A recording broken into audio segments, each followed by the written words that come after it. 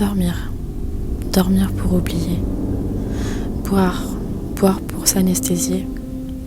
Faire l'amour pour ensuite être câliné. Se faire beau ou belle pour être complimenté. Mettre sa tête sous l'eau pour faire taire ses pensées. Partir pour essayer de se retrouver. Revenir car ça n'a pas marché. S'accrocher à son coussin la nuit pour se sentir cajolé. Regarder la télé pour oublier. Faire le ménage pendant 4 heures en assimilant ses problèmes à toutes ses saletés. Dessiner. Dessiner pour exprimer cette noirceur sur du papier. Travailler pour ne pas voir le temps passer. Danser pour tenter de se libérer. Attirer l'attention pour se sentir faussement aimé.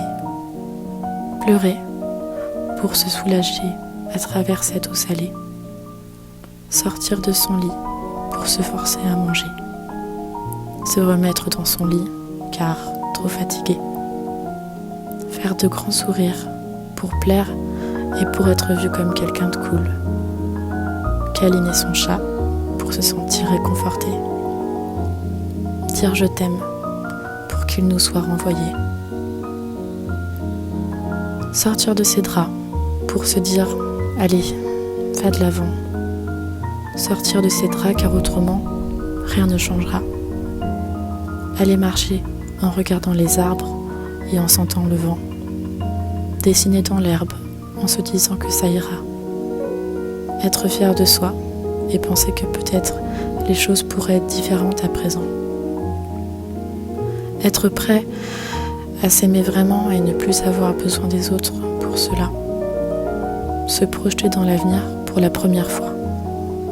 Ne plus courir après l'amour et se dire que de toute façon, ça arrivera. Prendre réellement du plaisir à voir les gens et être vraiment là. Ne plus culpabiliser du passé.